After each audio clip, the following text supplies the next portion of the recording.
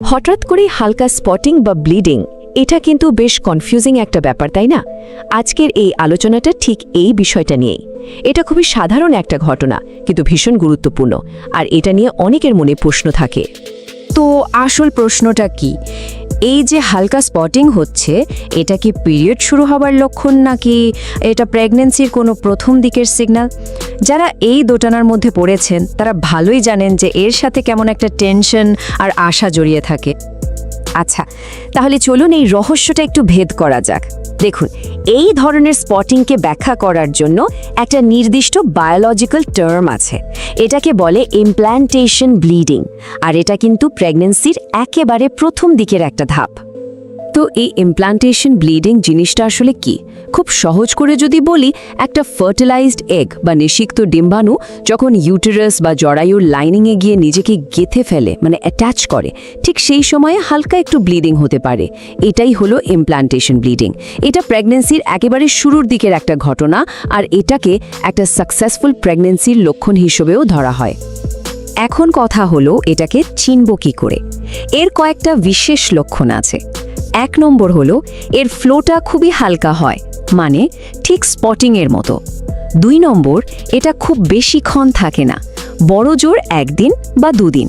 আর 3 নম্বর, এর রংটা খেয়াল করতে হবে।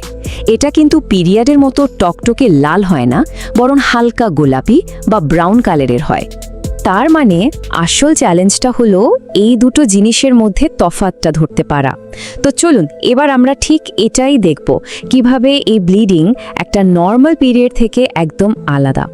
এই যে দেখুন, এই টেবিলটা দেখলেই পুরো ব্যাপারটা পরিষ্কার হয়ে যাবে। প্রথমে যদি আমরা ফ্লোয়ের কথা বলি, ইমপ্ল্যান্টেশন ব্লিডিং হয় খুবই হালকা, অন্যদিকে পিরিয়ডের ফ্লো কিন্তু বেশ হেভি হয়। এবার আসি ডিউরেশন বা সময়কালের কথায়। এখানেও বিশাল একটা পার্থক্য। ইমপ্ল্যান্টেশন ব্লিডিং থাকে মাত্র 1 থেকে 2 দিন, আর নর্মাল পিরিয়ড সেটা তো 3 থেকে 5 দিন বা তারও বেশি চলে। আর ফাইনালি রং, আগেই যেমনটা বললাম, ইমপ্ল্যান্টেশন ব্লিডিংয়ের রং হয় হালকা গোলাপি বা বাদামি, কিন্তু পিরিয়ডের ব্লাডের রং হয় একদম ব্রাইট রেড। এই যে এতগুলো পার্থক্যের কথা বললাম, তার মধ্যে সবচেয়ে বড় ক্লু বা সূত্র কিন্তু হলো সময়কালটা, মানে ব্লিডিংটা কতদিন ধরে চলছে। বেশিরভাগ সময় এটাই সবচেয়ে পরিষ্কারভাবে বলে দেয় যে এটা পিরিয়ড নাকি অন্য কিছু। মনে রাখতে হবে, ইমপ্ল্যান্টেশন ব্লিডিংয়ের সময়কালটা খুবই ছোট, জাস্ট 1 থেকে 2 দিন। এই ছোট্ট সময়টাই কিন্তু একে পিরিয়ড থেকে আলাদা করার সবচেয়ে বড় উপায়। এই পয়েন্টটা মাথায় রাখাটা খুব জরুরি। আর ঠিক এর উল্টো দিকে একটা নর্মাল পিরিয়ড চলে সাধারণত 3 থেকে 5 দিন, এমনকি তারও বেশি। এই যে দুটো সময়কালের মধ্যে একটা পরিষ্কার তফাৎ, এটাই কিন্তু সঠিক সিদ্ধান্তে পৌঁছতে অনেক সাহায্য করে। আচ্ছা, এত কিছু তো জানা গেল, কিন্তু তারপরেও যদি কনফিউশন থাকে, এই যে দোটানা, এটা থেকে বের হওয়ার সবচেয়ে ভরসা করার মতো উপায়টা কি? চলুন এবার সেই ফাইনাল সলিউশনটা দেখে নেওয়া যাক। এখানে একটা কথা খুব সুন্দরভাবে খেটে যায় যে যখন লক্ষণগুলো খুব সূক্ষ্ম, সমাধানটা তখন হয় খুব সহজ। মানে অনেক সময় শরীর যখন আমাদের কনফিউজ করে দেয়, তখন উত্তরটা খোঁজার জন্য খুব সিম্পল একটা রাস্তা থাকে।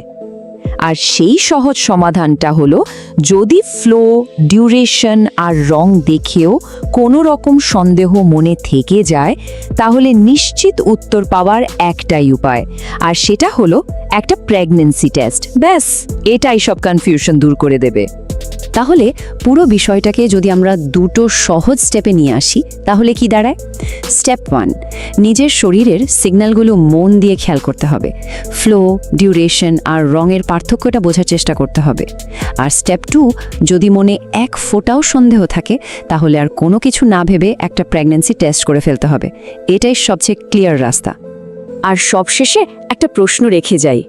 আচ্ছা, ভেবে দেখেছেন কি, শরীরের এই রকম ছোট ছোট কিন্তু খুব গুরুত্বপূর্ণ সিগন্যালগুলো বুঝতে পারাটা আসলে আমাদের নিজেদের স্বাস্থ্য নিয়ে কতটা সচেতন আর ক্ষমতাবান করে তোলে? এই ব্যাপারটা নিয়ে একটু ভাবা যেতেই পারে।